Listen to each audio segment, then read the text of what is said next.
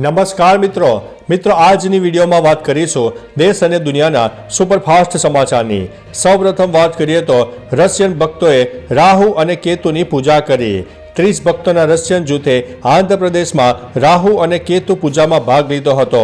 ભક્તોના આ સમૂહે તિરુપતિના શ્રીકાલહસ્તી દેવસ્થાન મંદિરમાં પૂજા પ્રક્રિયા કરી હતી।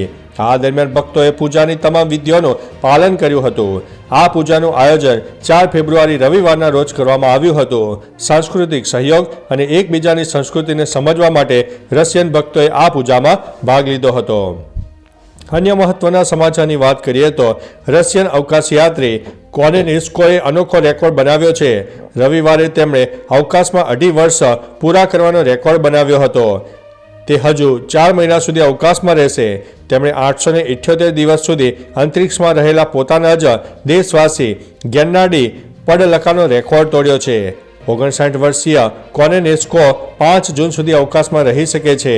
આવી સ્થિતિમાં તેમના અંતરિક્ષમાં રોકાણનો સમયગાળો 1110 દિવસનો રહેશે।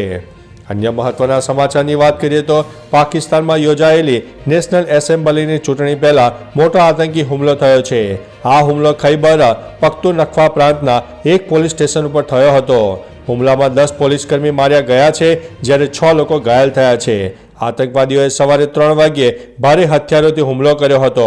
આ દરમિયાન ચારે બાજુથી પોલીસ સ્ટેશન ઉપર ગ્રેનેડ ફેંકવામાં આવ્યા હતા।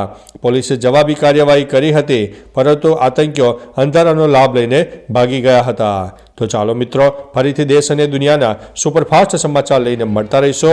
ત્યાં સુધી અમને રજા આપશો। નમસ્તે।